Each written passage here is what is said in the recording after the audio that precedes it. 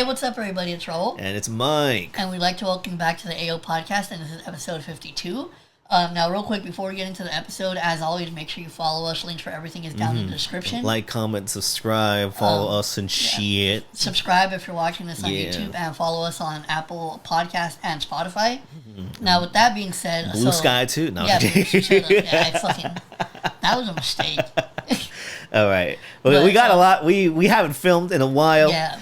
So we have a lot to talk about. So the first thing that we want to cover is it was recently the 4th of July. Now, also, I did notice that a lot of people weren't celebrating for obvious reasons. Good, obvious reasons. But that didn't stop. That didn't stop fucking Mexicans going ham this fucking year. They were like, I feel like the fireworks were like a form of protest for the way how much because like our place we live is like little bombastic when it comes to fireworks. Even if you fucking hate America, you get the fireworks from the places you know, and then you start just going ham in the sky. And like this year, because I feel like I know a lot of people are protesting for obvious reasons, but I feel like Mexicans were like, no, we're going to celebrate the fact that no matter what people call us, we are Americans and we deserve to be called Americans, living in this U.S. And it's from 12 p.m. when the light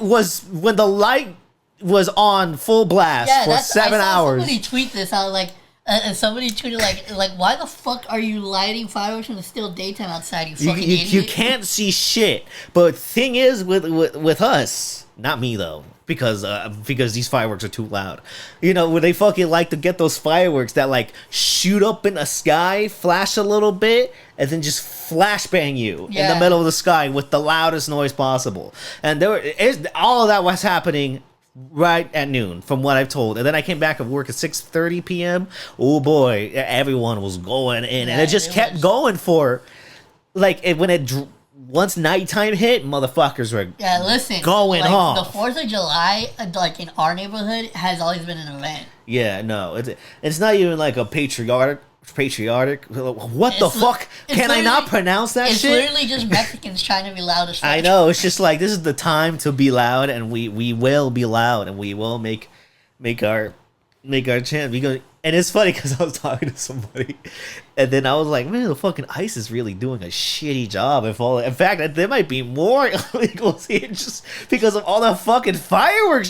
This was crazy. There was like a certain firework, I feel like you saw it, that like was like spreading in the air, going high in the air. It would look like fucking Chinese New Year and shit. And it's like fucking. And it was like fucking. And the thing too is like, so I wasn't actually. These These are very delicately made fireworks that have to be like mathematically formatted to do this shit that they were doing. It was fucking insane. Bro, speaking of mathematically, my freaking nephew showed me a fucking picture. I guess he went to his friend's house for the 4th of July. His friend made a homemade firework. Oh my fucking! He's like, "Want to check some shit out?" And not only that, my family was getting sparklers, and we were all high and drunk, and we're just drawing on the street and shit. It was mostly like testicles and tits, but like, just on my street in front of my house. So I actually wasn't outside as much for the fireworks because. So for those of you who don't know, I have a dog named Nala, and also like. I think the thing that trips me out is ever since we got her, because we've had her for I think about 3 years now. It's tripped me out because my family has owned like a bunch of dogs in the past, and a bunch of different types of dogs at that. But this is like the first time where I really like have actually dealt with a dog that has severe separation anxiety. Which a lot of dogs do. Yeah, but this one was like the first time where I like genuinely noticed it because it's very apparent. Like she like does not like being by herself. Like now what she'll do is like if she wants to get into your room and she knows that you're in there, she'll like start scratching your door. My dogs are like that all the time. And so she obviously like, and with most dogs obviously, she was really freaked out because of the fireworks. Yeah. So I had to essentially like be in my room with her so she could calm down. and she had to like lay in my bed, which she doesn't usually do that. She actually lays under my fucking bed because she likes crawling under my bed and just like sleeping down there. But she like got onto my bed and she like she was breathing really hard. Like, so it was just I felt really bad. For dog owners, if you own a dog and have those dogs, like a lot of dogs do not like. They could be like the toughest motherfuckers, like fucking kid killers, like type dogs. But they like you hear the fireworks, they fucking go. I mean, I have 2 small dogs and Shih Tzus. One, Smokey, major anxiety, goes into a room with people whenever there's like a pop in the air. But like my other dog Bandit was barking for at least 3 hours at the sky. Like, let me try to out loud these motherfuckers. And like if a fireworks this way, he's barking that way.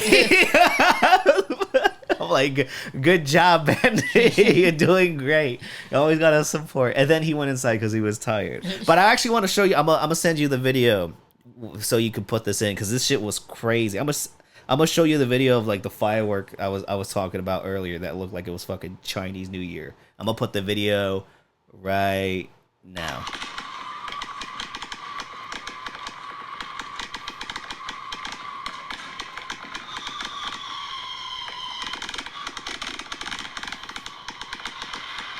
No, that shit's crazy. No, that shit is insane. What the fuck is that? What the fuck? Like, I legit, like, I wonder how much that shit costs. The fuck? What the fuck? Like, I was like, what the fuck was that? That wasn't at the park near us. That was like at a That was at a house.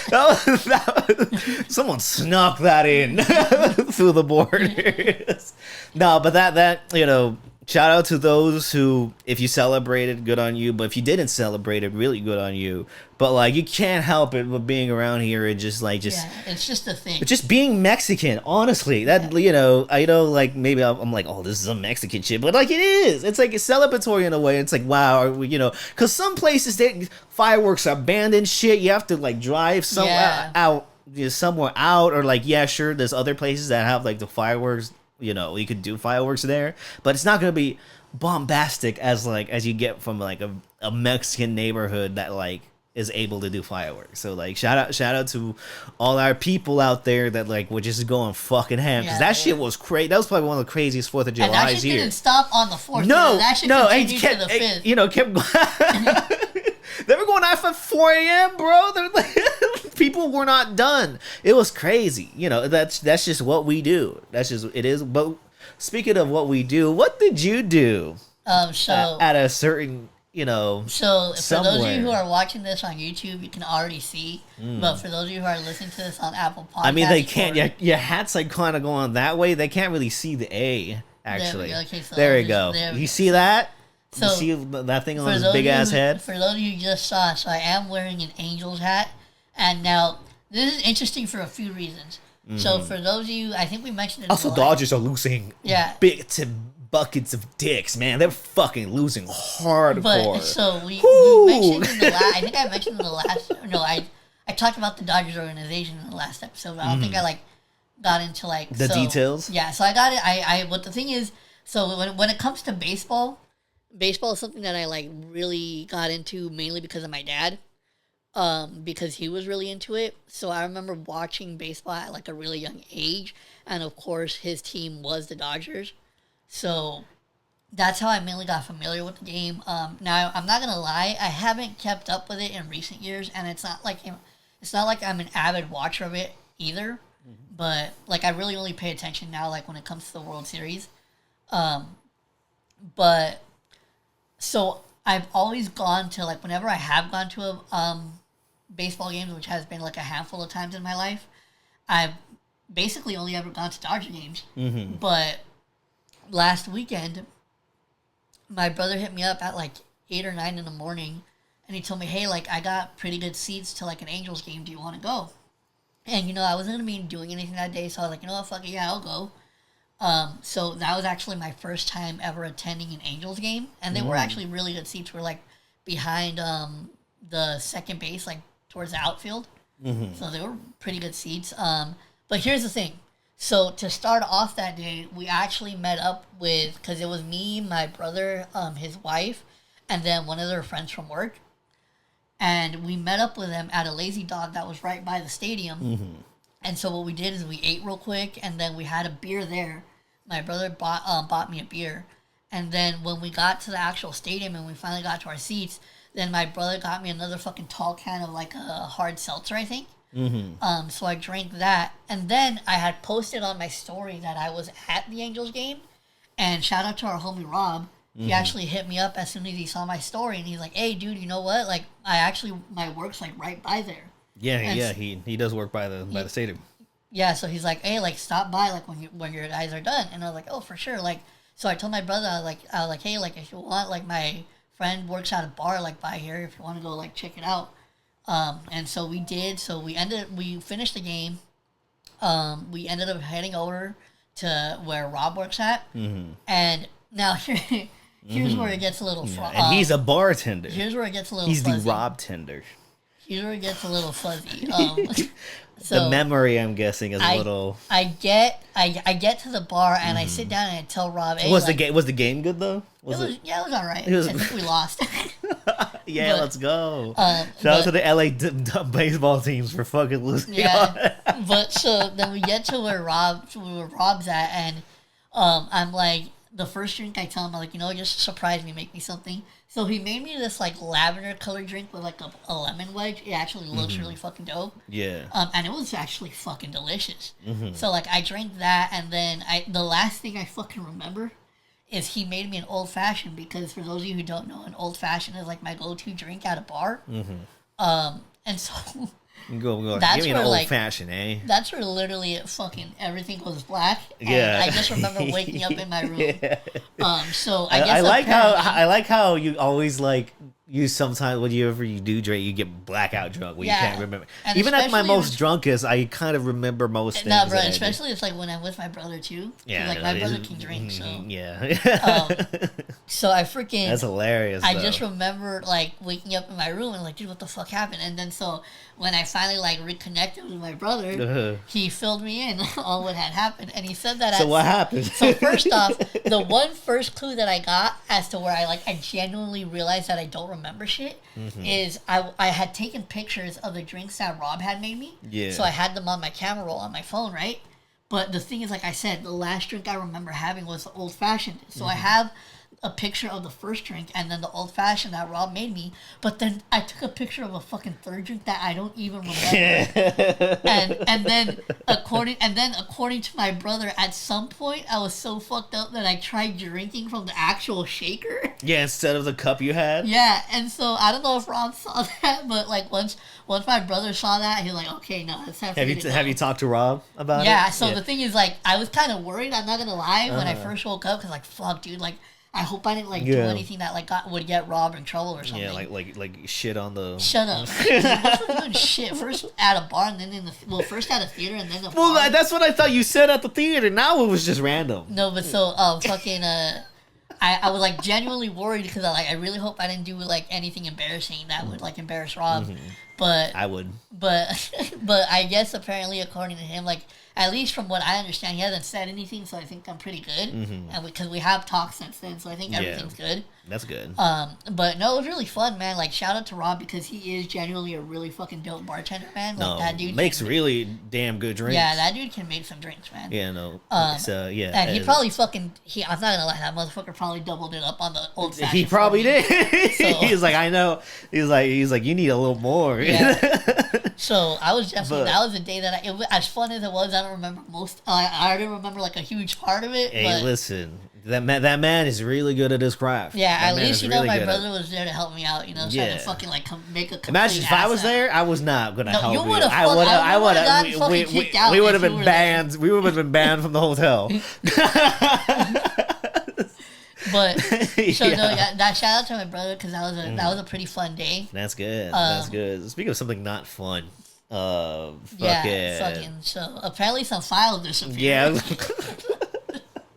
It is announced that like the files, they're not gonna come out. Why? I don't know. Honestly, even all the explanations, I'm like, the dog ate the files. It's fucking. And then what's funny too, like because Elon was like, "Oh, he's on the list. He's on the list," and the government's like, "No, it's not." Wait, real quick. No, it's Speaking not. of fucking Elon, not to derail this, but did you fucking see the shit that happened with the Grok thing on Twitter? Yeah, he's like a little racist, right? No, like the AI thing. Like the Grok, right? Yeah. It's like the AI thing that like answers shit. Yeah, apparently it was like going on like an anti-Semitic fucking rant like yesterday. That was crazy. Yeah, that's crazy. And Elon's like, we just because Grok. I hate giving context to this, but like Elon made like an AI Twitter thing that people could ask and they could answer questions. But then it was actually getting like critical towards X and Elon and all this shit. And every time someone tried to patch it, or like on Elon's team, it's like no. So I guess right now they really did patch it, but what went wrong is like, since it was like they tried to patch it towards more right-wing ideals, it got a little too right, maybe a little alt-right if you got it. So yeah, and it just went off, and it like kind of shows like the amount of like control Elon I want to give an example. That would have been fucked up. Yeah, you can't. Please don't give any examples about how anti-Semitic. It was a little yay. It was yayin. It was yayin.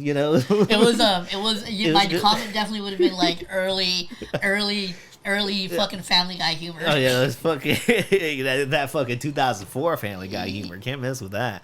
But like that shit. Yeah, I did see that. That shit is crazy. Elon starting the American Party. Oh yeah, it's also fucking stupid. More people would actually vote for Ye than fucking Elon Musk, especially now. Like he would get more votes than he would back in the day, which is so fucked up, but it's true. But like, yeah, so some files disappeared, and then when someone tried to ask somebody on Trump's team a question, and Trump's there, and when the girl's like, "Oh, I got a good answer for this," well, and then Trump just I like how he went. Well, first off, he cuts her off, and then he's like, "Oh, I'm sorry. Do you want to answer?" He's like, I could answer." He's like, "Oh, but why the fuck are we talking about this?" He's like, he's like, I could have just answered it. He was like, you could just let, and like he's like, what's happening in Texas and the flood? By the way, that flooding is so fucked up. Have you seen that shit? Messed up, that was fucking. But like, he's using that as like why we have all these things going on. We got the Elon shit, the AI shit, the flood shit. Like, why you got to? If it was just like, don't talk about that, that's it would have been fine. But every time he tries to defend himself, he keeps talking, and the more he keeps talking, the more he sounds like he's still talking about that creep. Like, you're not a fucking creep. Like the Trump, and then the girl that shot, he's like, "Oh, I could just answer," and then he just keeps going. I think he had something to do with the Conspiracy Mike, but I feel like if someone's backtracking and defending like that, they have some sort of decision of what happened to those files, and that's why a lot of people voted for him. It's because like, release the files, really, that's a main reason he campaigned for it. Now they just disappeared. It is a little crazy. It is a little crazy. You know what? And connection to that.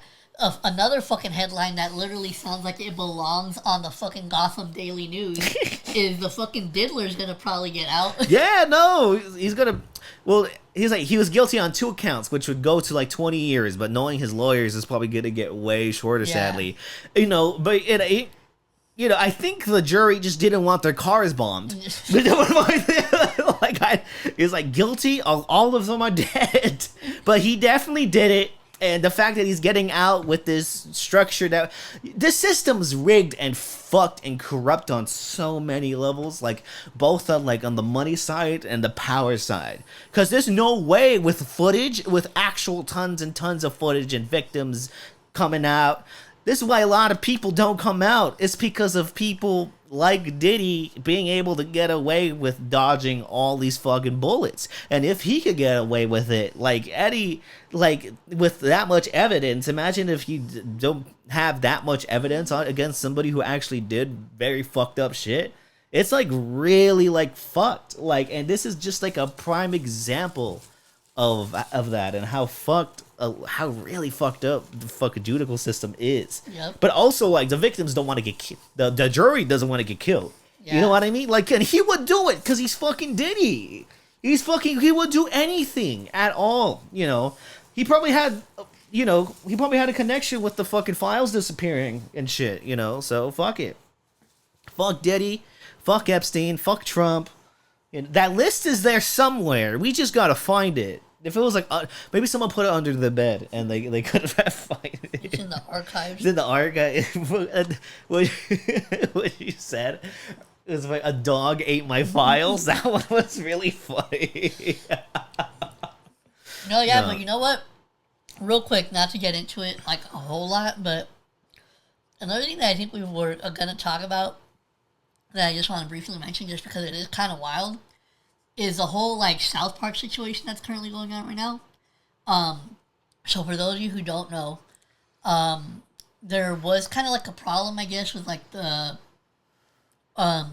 who technically had the streaming rights to South Park, and I think a lot of that had to do with a merger that recently happened between Paramount Plus and another company. Yes. So now, what I believe the original date was like July 11th was supposed to be the premiere for the new season, but it recently got pushed back to the 23rd, and now it will be airing on Comedy Central.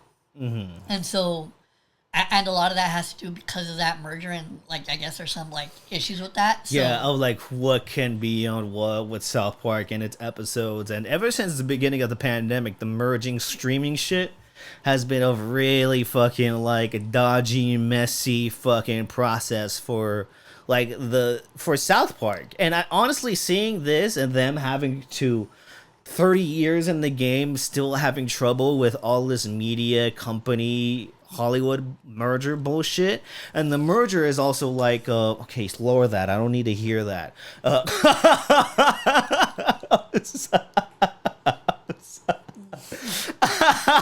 Look, you were shit. Oh, what's up? Like I'm like, yeah, so, and then you're like I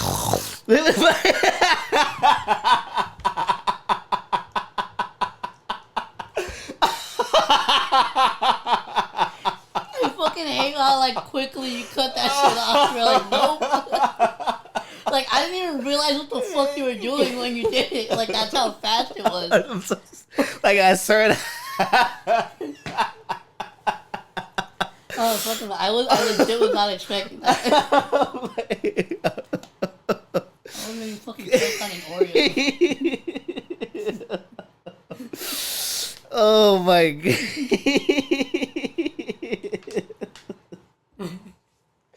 Oh my. Wait, why'd you turn my...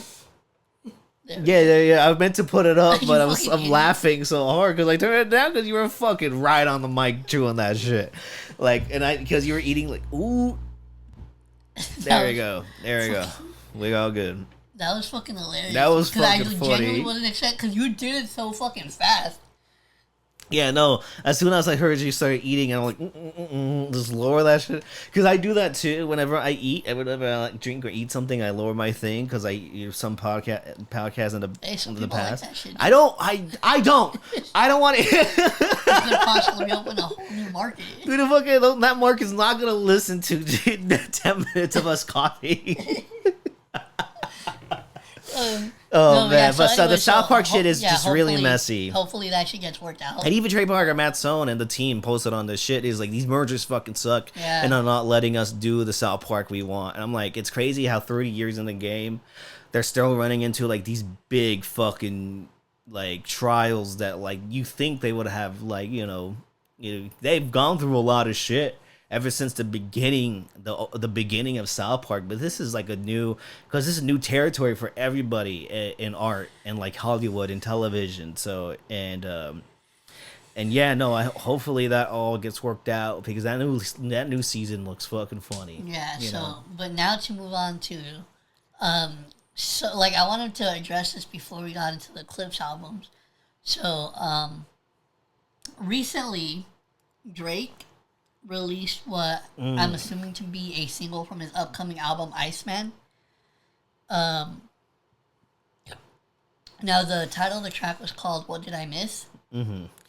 Now, first of all, he named it after a Hamilton song. You fucking nerd. Okay, go on. I didn't even know that was a thing. He's like, imagine Drake coming in, what did I miss? What did I miss? Fucking has this feature from Lin-Manuel Miranda. He's like, fucking, I mean, shit, he produced one of the songs for Carter 6. Oh. You know which song he did? What? Elephants to Peanuts to an Elephant. That motherfucker needs to never touch a production thing. Here's the thing, he's done good production. Why the fuck did he do that? That shit was... You know what? Have you seen the Dead End Hip Hop review of that? Yes. With fucking Ken's like, I kind of like that beat. Yeah, they were fucking he was tripping, dude. I think he was trolling. I get what Lin was going for that beat, but the beat was not working. Like, I get like a little low-key boom bap, New York electronic LP type song, but like not... I think it was just executed. Well, no, so... Listen to the Warriors. Fucking hip hop shit's beautiful on that shit. So I heard the track, right, when it dropped, and mainly out of like I'm mainly just listening now out of curiosity because obviously like I want to hear what the fuck he's gonna say. What's this cornball gonna say? And you know what, bro? Like I was not surprised one bit with the direction that he took the song. No, but the thing that I don't think that I generally do not like. You got to be like some different level of narcissist to like which not, he is to like not realize like because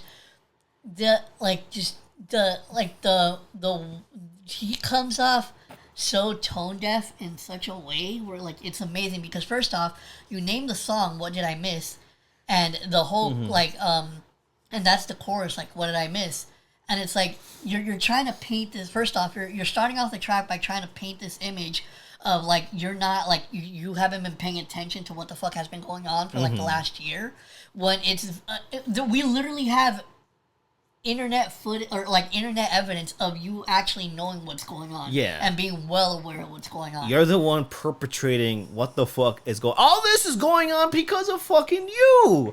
Like what do you mean you don't know what's going on? You built up all this. All of the shit you're going through is your fucking fault and it's like trying to put the blame on other people and especially not addressing to the man who actually fucking dissed you. Just everybody who's not a rapper but instead of the rapper you fucking faced off because you fucking lost and you're suing a whole company because you can't sue him.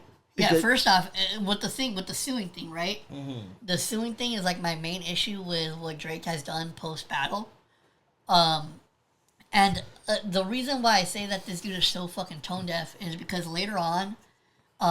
Because I obviously heard the audio first, and I didn't see the music video until after. Yeah, with all the guns laid out. Like, I'm just like, what are you doing? You know what? Like you're fucking suing someone. You're fucking on the grassy. Shut up. You know, fucking. You got shot on the grassy. Yeah, you fucking. You had to go on a wheel. You're gonna go on a wheelchair again if you fucking keep acting like this. You know, but then so like it's just I don't know like the thing and it's like him corny rich kid shit giving still coming with like the where it's supposed to be hard bars, like where it's like trying to talk all tough, but it's like bro, we know who you are. Like it's like none of this is like working the way that it used to for you because you've been exposed. Yeah, no. So it's like, I like again the thing is like I'm not gonna lie and say that it was a terrible song, but I do think it was a pretty mid song. But it's like the reason why I can't enjoy it more is because of the fucking major contradiction that you're painting in this song. So while it was like I will give it was a mid song, but I can't. Yeah, it's like meh, but like it's like hard to listen to because like the shit he's saying just you can't. We know who you are, Drake, and the shit you've been saying is not real. You know, you ain't the clip. Like bro, out of like he was being like. Out of all the freaking people that you could have gone at in this record, he's going at LeBron again. LeBron, like, are you fucking serious? Or the road, like it's just like motherfuckers ain't rappers. He has a fucking tattoo of LeBron on him. Yes, that's crazy too. And he has the money to get the laser surgery to get that shit off. But he doesn't. I guess he doesn't have some money to get a good fucking BBL either. Oh, did you? Yeah, I saw that shit. He was getting fucking. That shit.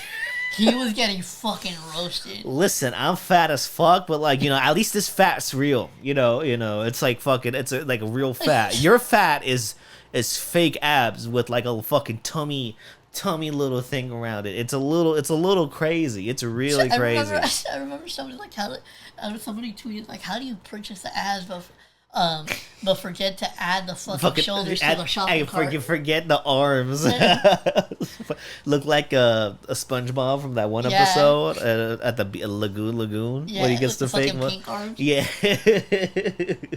Like, this dude is just so fucking.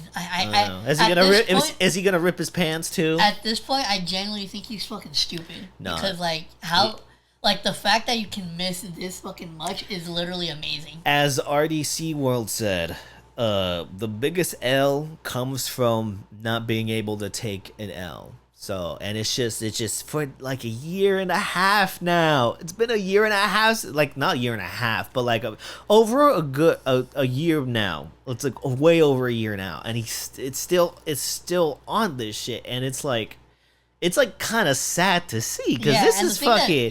If y'all don't remember, 15 years ago, you couldn't say shit about this fucking dude. I mean, you can, but like. But people wouldn't like really listen. Yeah, it was like, especially at the time, he was both a good like decent singer and like a really good rapper. And it's just like that inspired generations. Is that given like what we got from this single? Like, I can already fucking tell, like, what direction he's gonna go with the album, and it's gonna suck. Yeah. Maybe it's good, but it's not gonna be good. If he keeps going like this, production's probably gonna be nice, and his flow is gonna be good, and the OV hoes are gonna glaze and drain his fucking cock, his fucking probably like, BBL cock. We literally have, like, a Milli Vanilli situation working out, like, literally playing out in front of us in real time, and people still don't want to fucking accept it. Yeah, no.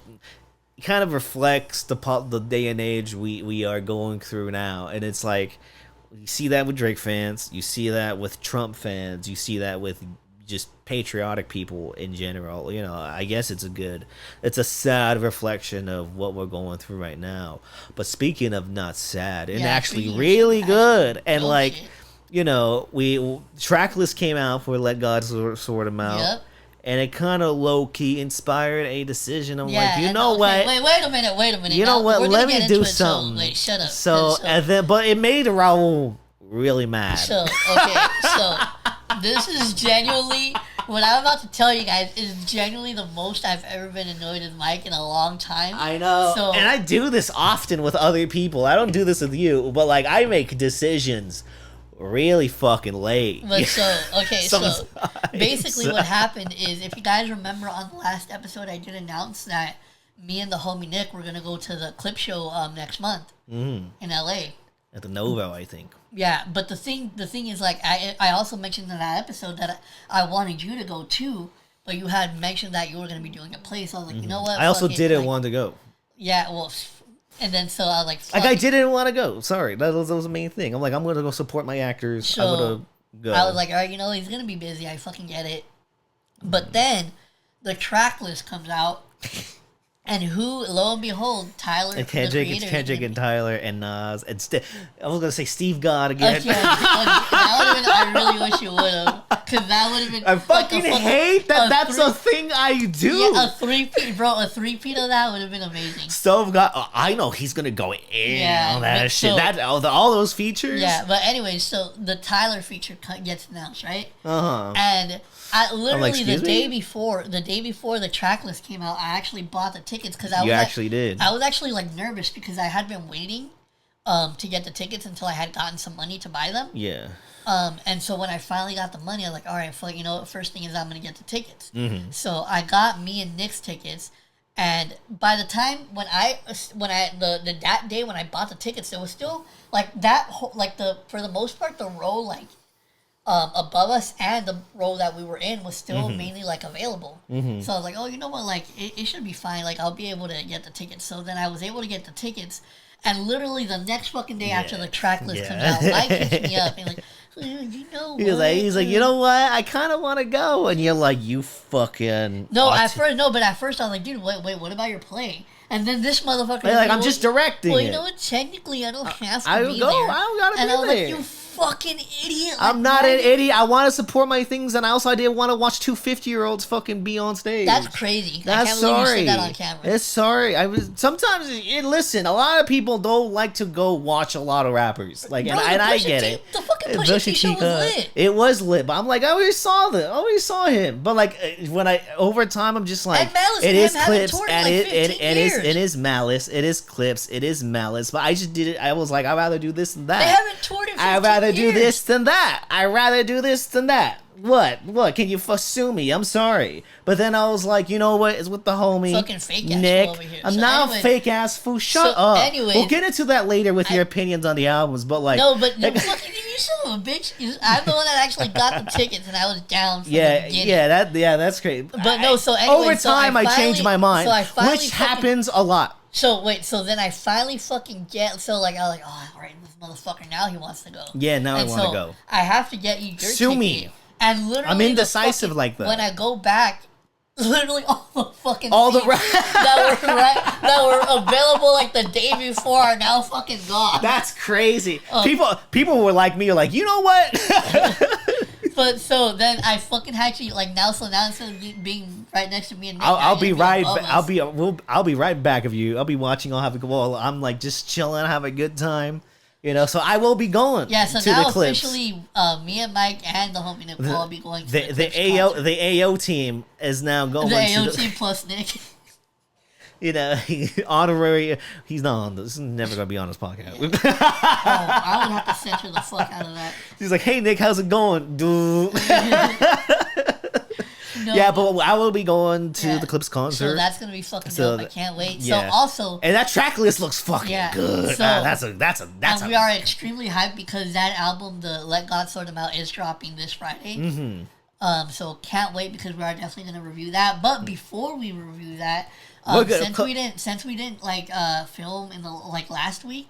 We kind of had to crunch together both the Hell Hath No Fury and Till the Casket Drops reviews. Which I think is actually like a solid pairing for a double review, honestly. So now, real quick, disclaimer before we get into it, because we are reviewing two albums back to back, we're not going to be doing our typical like track by track thing because that should like take like 2 hours. That would take a bit, but I think we'll have like some lengthy discussions on both. Mainly, we're just going to like give our opinions and some highlights that stand out to us from both albums.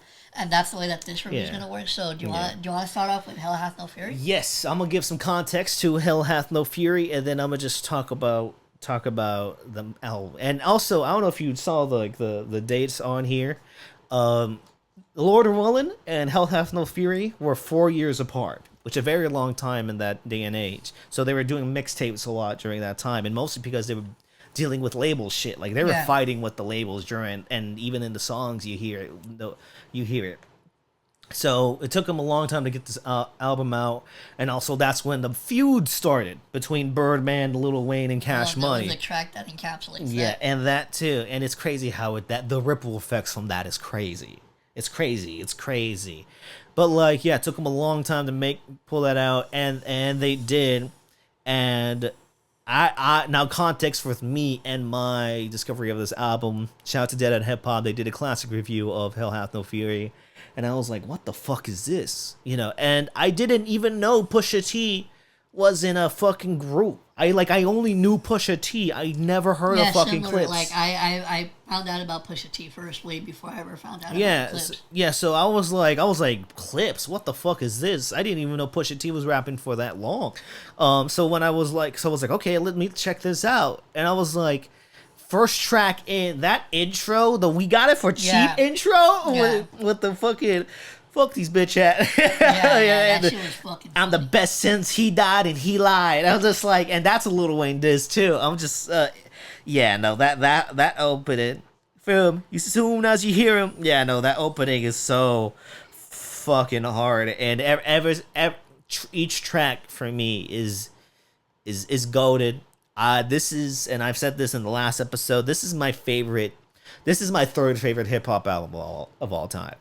Like, this has some of my favorite instrumentals, some of my favorite verses of all time in hip-hop, some of my favorite production from Pharrell, some of my favorite verses from Pusha T and Malice are all over this album. Wait, so real quick, I fucking love this album. Before we get into some of our favorite things, I do want to give my only critique that I do have about this album. What's that? And that is the track Trill, which is a very common critique. Yeah, which is the second to last track on this album, and I just It's too loud, huh? For me, no. Well, for me, what it was is I wasn't the biggest fan of the production, and I wasn't a big fan of the hook. Yeah, no, I totally get that. I mean, I like how bombastic that shit is, no lie, and I fucking love Diamond Size Reese's Pieces, Hold On, Alicia. I think those first. That's probably, but that's a very common. Yeah, that's probably the only track that I wouldn't really go back to as much. But I fucking love the rest of this. Like, of course, we have Mr. Me Too, which is a classic. We got the fucking my favorite fucking intro to a track of all time. But like, look, I got a pocket full of stinky. That's legit one of my new favorite fucking intros to a track ever. Bro, Ab Liva, who was like part of the Re-Up gang with Pusha T and Malice at that time, and fucking goddamn Ride Around Shining, oh my fucking god, make Oliver twist like Dickens, like it's just fucking the craziest shit. Just the craziest fucking bars and shit. But Dirty Money is that beat is so fly. Shit, Womp Womp is so fucking. Oh yeah, Mirror Mirror, who was the fairest, coming in with that horse and carrot. Alligator straps, we don't settle back. Oh my god, I fucking love the way they flex. Some of the best flex bars I've ever heard in hip hop are in this fucking album. Oh yeah, fucking Keys Open Doors. Keys Open Door. That shit's so fucking Hello New World. Especially when fucking Malice comes in. This goes out for my AR lights. Oh, on the corners, rock AR Nikes. Fucking speaking tragically, whatever the fuck. I fucking forgot the bar. I'm so sorry. I can't believe I forgot that bar but like that whole Malice verse and that whole song too is like about like people coming from very broken places and trying to like come into like a very successful one. Because Pusha T and Malice come from Virginia and shit. Yeah, so where there ain't shit to do. Which is and also the album cover, that shit is so fucking good, man, with the fucking oven and the stacks of cash in the walls. Oh my god. And Mama I'm Sorry, and then when Mama I'm Sorry has one of my favorite Malice verses too, especially when he starts off, he's like, I'm sorry for grandma for mistakes I've made, when he's talking about the last album, Lord Willem, telling about like my grandma did this and my fam did that. Oh, yeah. And then this verse is like, hey, I'm sorry I did that was not my responsibility to air that shit out. And there's a lot of vulnerable verses here as well. Dude, the ending track Nightmare is such a fucking vibe. It's such a good, because like you have all these tracks that are just nothing but flex, bars and money, and then that last song hits where it's like, all this is glamorous and all that stuff. But we've made some enemies and people out there we don't even know that like want to hunt us down for this cash. Like it's like they're talking about like very like serious fears and stuff. Mm-hmm. And it's like, but the fucking hold on real quick, I gotta see who was on that. And then on the hook, Bilal. Yeah, she fucking killed that. Shout out to her. That was fucking amazing. That even though like I said they're talking about some like dark stuff. It's like a very fucking vibey sounding track. No, it's very low key and somber to end an album like Hell Hath No Fury, but it kind of sets the tone and like be like, all this shit is great. Also, Bilal's a dude. And then my bad. But like also it's like it fits perfectly. Not to mention like fucking Keys Open Doors when Malice like, yo, re-up to unlock my Maria, get that cross state with the grace of Maria. That's one of the hardest drug shits I've ever heard, because like I remember watching that movie Maria Full of Grace like right before that fucking album, and it's a movie about drug muling and shit, which fucked up movie, but the fact that Malice used that shit in there too, and that some of the hardest shit I've ever heard is in this fucking album. It's not like conceptual or kind of like deep like that you have to like think twice and shit. It's not like fucking a Kendrick To Pimp a Butterfly shit, but what it's trying to do is just flex, be fucking good fucking rap, have bangers, have like substance within the verses as well as like braggadocious shit. This album to me like does it all, and four of my favorite verses of all time come in a fucking Ain't Ya with the Re-Up gang, where all of them give with Pusha T coming fucking hustling the C's and the E's and the H, where you're talking frantic on the tape, people from the hood, well Don't matter if it's a mistake. Call you a bitch. Now a bandage at your wake. Epitaph reading how much damage you could take while I'm on the boat with your bitch salmon on the plate. I know why you like that. The head, it was great. Like, come on. Oh, yeah, the head, the head was great. The fuck?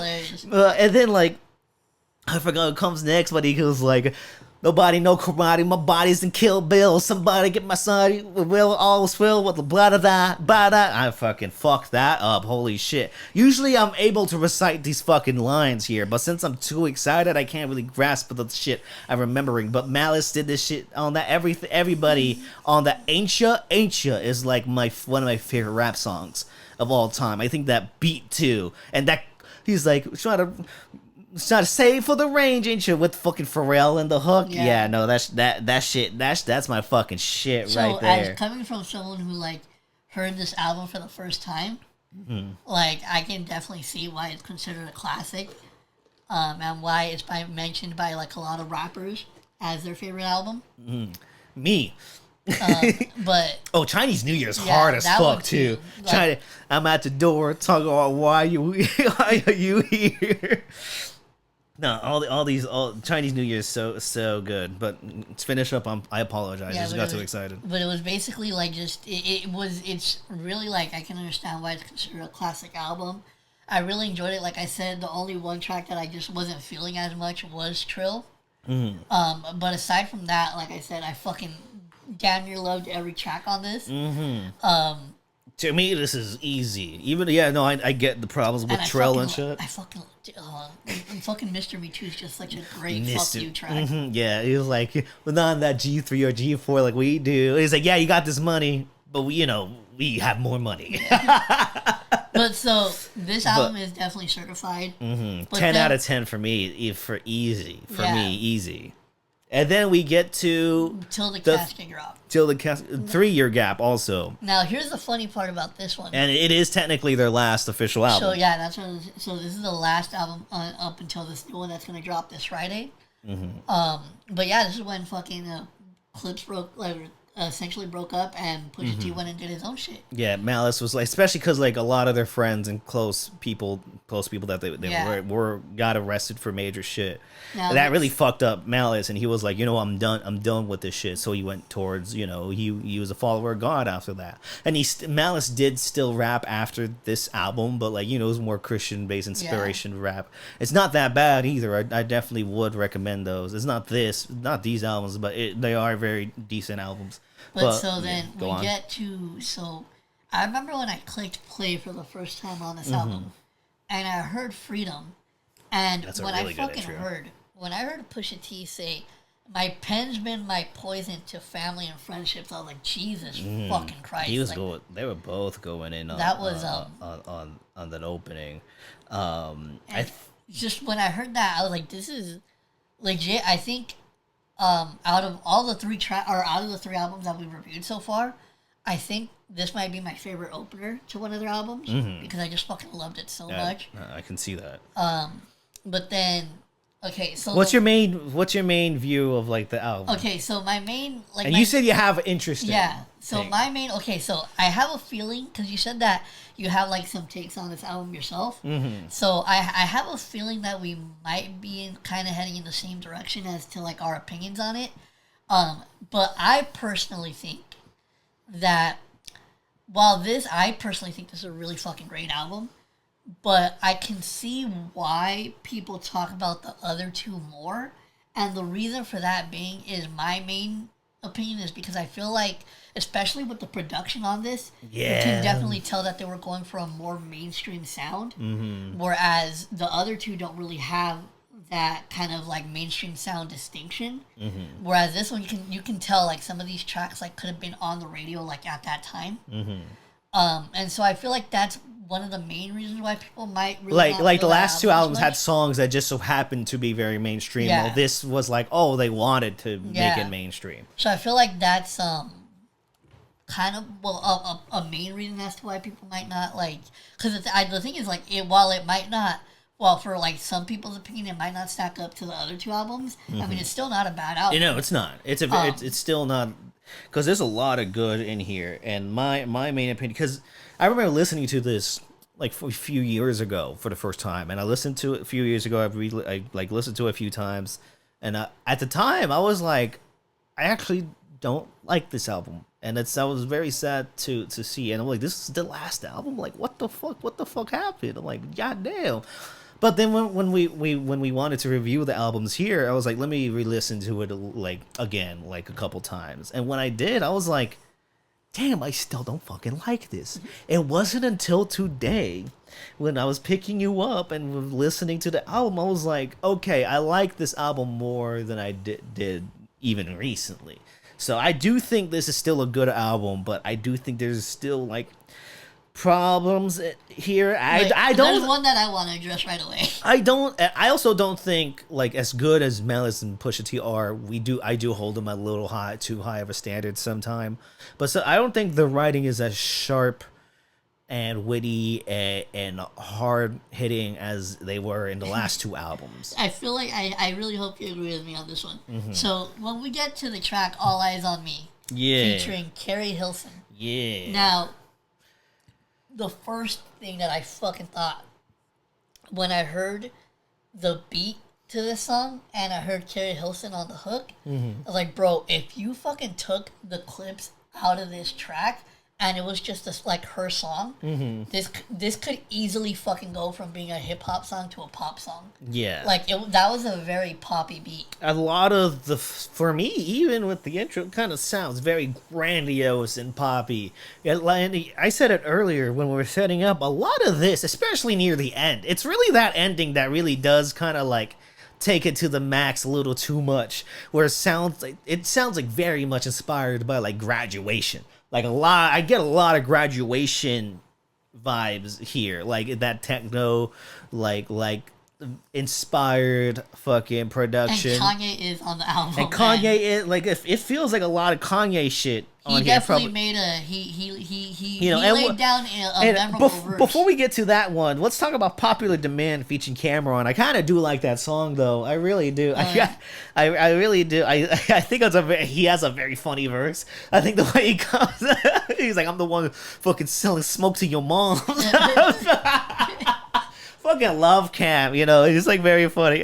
He's like very funny, especially with that disrespectful shit. But then we get kind of like a big deal with Kanye West on there, and he has a bar that you fucking said made your jaw drop. So I literally wrote when I first heard him say that shit, I literally had to pause the album because I had to post that shit on my story. Cause like there's no fucking like. Because Kanye has said some crazy shit before, but He's always says crazy shit. I think this is the most wild fucking bar I think I've ever heard him spit. I don't know. Him talking about his cousin is a little crazy. But that wasn't in a song. That was it not? I feel like he made a song about it. No, it was just him like saying it. Ah, man. Oh yeah, that is true. I feel like that Bleach asshole one's a little. Yeah, but this one was fucking. I was like, Jesus, a fucking, like, she got that dumb ass. She got that special ed, give me special ed. The pretty girls in that dumb class?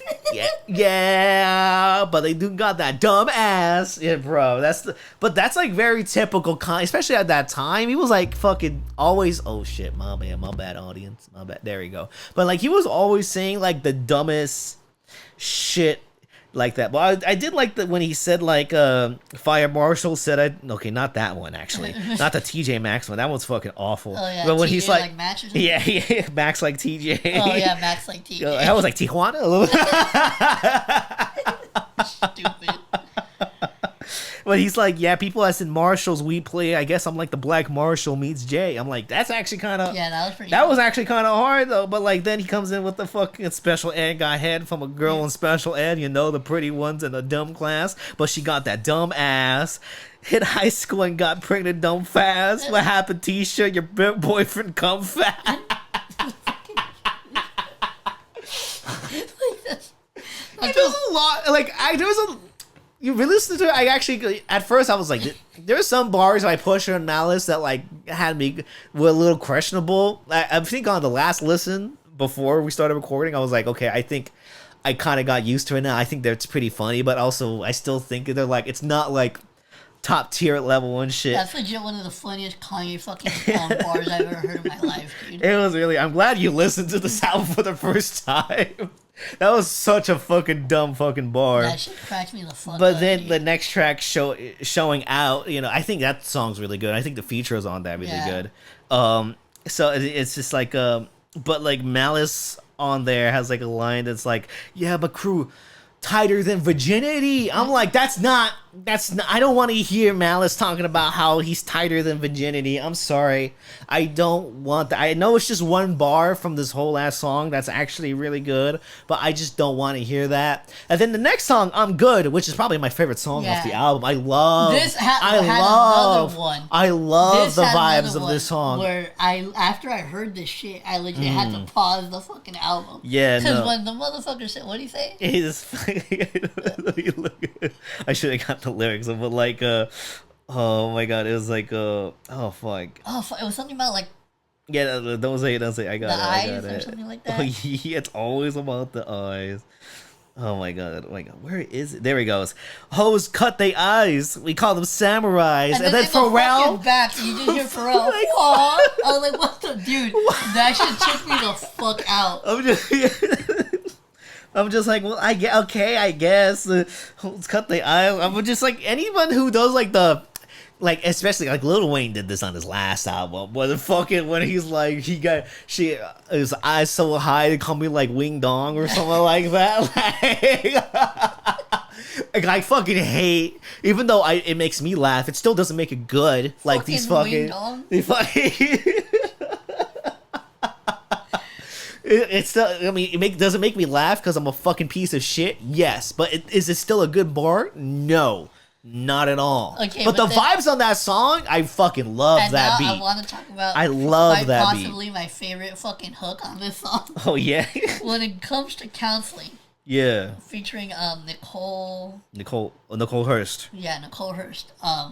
When when they hit that fucking chorus, which is like, hold on. Oh my god! When you look at that, I will say, "Never Will It Stop" with Ab Liva. That shit hard too. That beat's fucking crazy. When it comes in and the fucking hook is, look at that ass just bouncing. Oh god, I just need counseling. I just imagine a hook that's like, I need therapy. I think about asses too much. It's like I was fucking like united in grief and like fucking Mr. Morale. This is fucking white ass. It's like united in grief, but about asses. Technically, it was. I mean, but no, I fucking love that hook so much. No, counseling's really good. Yeah, stupid as the hook is, I fucking love it. And I think There Was Murder and Doorman were hard as fuck too. I fucking love that shit. Yeah, but I do the last 3 tracks I'm kind of fucking iffy, if not on board with. I think they. Come on, man! You don't want to change your life up, like just watching Madagascar. The Madagascar shout out was a little. I did not expect. That was fucking random as fuck. I never figured Malice would be like shouting out fucking Madagascar. Look, I want. Which character did he think was the best? Did he fucking? What was the male hip? Oh yeah, it was fucking Mono. Wait, oh no! Censor that, please. Censor that. No, the gay gods have came. Fuck! Damn it! That was great. They just sound the same. You gotta censor that, man. I know YouTube might not give a fuck because it's Spanish, but still. Yeah, they don't care. It's Mexican. It's a fucking. You said the non-important version. Very important to us. Yeah, but not to fucking YouTube. Fuck, you made me lose my train of thought. Fucking Madagascar. That's why that song. Yeah, you fucking did it to yourself. Oh my god, I'm fucking oh my god. That genuinely made my fucking stomach hurt. My fucking. I was about to say something crazy. My cheeks hurting. Dude, that shit was fucking. Oh, that was funny. Well, yeah, but those last songs, I cannot fuck with. Then that bar is a fucking such a random bar that I did not expect from a fucking fucking the Clips album. So that shit was really funny. I want to hear that shit live now. You think they're gonna play that live? Like, yeah, fucking Madagascar. Crowd is gonna be like Madagascar. Fucking love that movie. Yeah, you know the audience. Fuck yeah, they. I know it's fucking. He's like, it's fucking. I want to fuck more. But Malice hears it. What the fuck? You need God, sir. You need God. Throws a Bible at the audience. To wrap it up. That's how we're gonna end the casting you job for me. You just said Malice is throwing Bibles at people. What the fuck?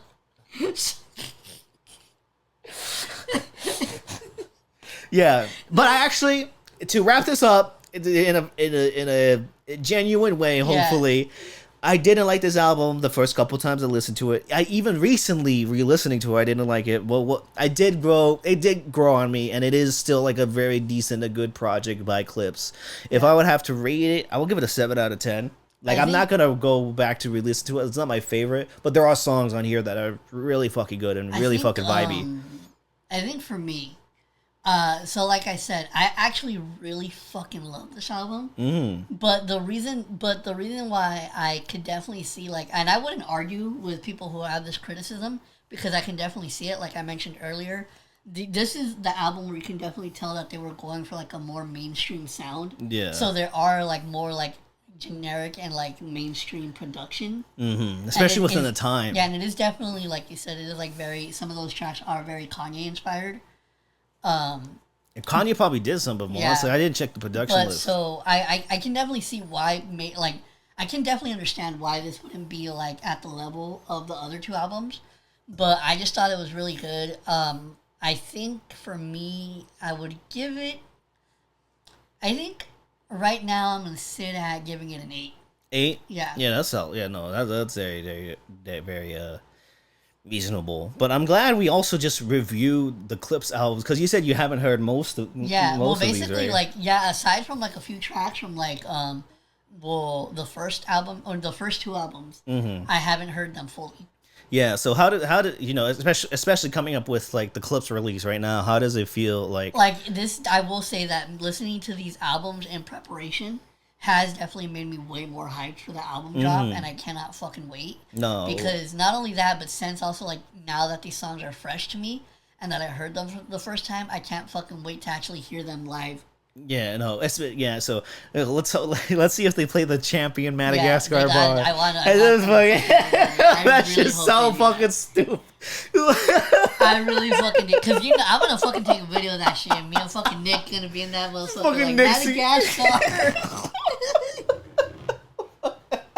But no, yeah. So to wrap it up, we fucking love both of these albums.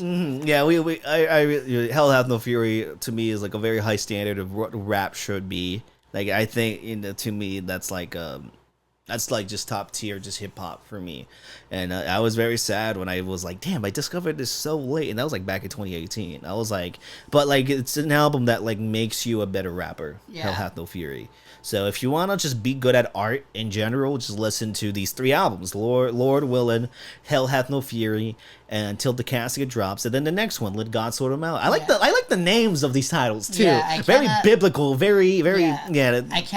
I really can't wait for that album, dude. No, that's like, really, and the next review will be the next episode is going to be the Lord or Let God Sort 'Em Out review. So make sure you stay tuned for that, because it comes out tomorrow at midnight when we're filming this. So we're so excited for this shit. Very excited for this shit.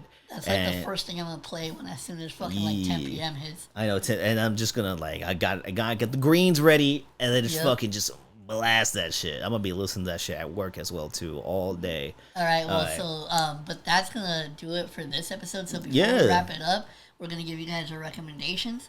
Oh yeah, and you know what? I'll go first. I got a good recommendation because I was just re-listening to like some J. Cole projects, you know. Oh yeah, just because I was like very curious. I'm like, because I listened to all of them before, but I was like, maybe I'm just, let me just go listen to them. I just felt like it. I'm never like this, by the way. I'm like, I'm in a J. Cole mood. I'm never like it. I'm never like that. It's a pretty rare thing.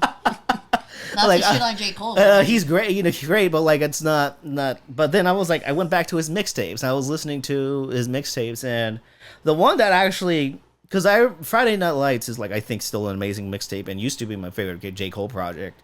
But I've been listening to a lot of the recommendation I'm giving, the warm up, which was his second major mixtape that like got a lot of eyes on him, and that shit flows, and the hunger he has in that album really fucking shines and sparks. With you could, because for a long time, especially with the major J. Cole albums. Wait, which mixtape are you talking about? The warm up. Oh, okay. Because I think the only one that I've heard from him is the Friday Night Lights one. Yeah, no, and this was the one before that. Oh, okay. And then like, because like especially at the time, like the only J. Cole, actually now the only J. Cole projects I really do enjoy and like is 2014 Forest Hill Drive, For Your Eyes Only, and Off Season. I'm not a really big fan of his other album, even KOD, which I actually really liked at the time. I don't like anymore. Sadly, but like the warm up, Off Season was fucking dope. Off Season was really dope, but like the warm up, I'm like, this is the reason why people loved and attached on to J. Cole, is that passion, that hunger, and his rhymings. He was fucking crazy going in on all these fucking beats, and the last track, since it was a mixtape, it was using other people's beats. The Last Call, using the Last Call Kanye beat. I actually prefer that version now more than the original Kanye version. I think J. Cole really was fucking spitting on that fucking shit. Although there is a bar on there that's like, fuckers think they the shit even though they ain't farted yet, which is a very bad bar. But like he says it so hard and confident that I kind of don't give a fuck. Like, like it's such a bad fucking. He has a lot of these shit bars throughout his fucking career and shit, which confuses me. But like, I feel like we have Lil Wayne to blame for that. Lil Wayne and Eminem, especially that later Eminem, where he's fucking on that Busta Rhymes fucking song. You're covered in my poop. My poo smother my poo. Dude, I'm sorry, but that fucking Eminem verse was fucking trash. It's so bad. It's so funny, but it's so bad. But yeah, the warm up, J. Cole. You want to have that like that millennial rap hunger in you. Like it's just like that one hits me more now than ever, actually. So and this was like a 23-year-old J. Cole. You could hear this, you understand why a lot of people put him in as like the big three, and why a lot of people really had his fucking back. Yeah. So yeah, the warm up, J. Cole, get some history in, bro. Like a lot of these motherfuckers don't even know their motherfuckers don't even know their shit from like 5 to 7 years ago. So just know your history, fams. Know your rap history. All right, so my recommendation is going to be actually from a movie that we will be reviewing for sure at some point on the podcast. Yeah, we just haven't had time. But we're the track that I'm going to be recommending today is going to be off the soundtrack of that movie. It's called Vamos a Bailar by Maria Conchita, and it is from the Scarface soundtrack. Yes. So I just really fucking love that track. If you guys have seen the movie, it's the track that plays when they get sent to Freedom Town at the beginning. Mm-hmm. Just super fucking dope track. I like the vibe of it. And you know what? Fuck, we'll try to review Scarface within the next episode or two. Yeah. Like we'll try to do that. It will actually be good comparison to the next Clips album. Actually, I'm not gonna lie, that'd be fucking funny. Like all right. Clips album, Scarface. Okay. And I think we might be cooking here. Yeah. So we'll try to do that. We won't promise, but we'll try to do that because that movie's fucking entertaining. Yeah, it's fucking. There's like major problems, but you kind of can't give a fuck about the problems in Scarface because Al Pacino fucking as a Cuban is the funniest shit of all time. Yeah. How I get a scar like this? You're pussy, man. I fucking love that. Pussy, man. I fucking love that interrogation scene. But no, so we will definitely try to do that for the next episode. But that's gonna be my recommendation. Vamos a Bailar by Maria Conchita off the Scarface soundtrack. Cool. But that's going to be it for this episode. We hope you guys enjoyed. Make sure you subscribe, follow us, and we will see you all in the next episode. Peace, motherfuckers.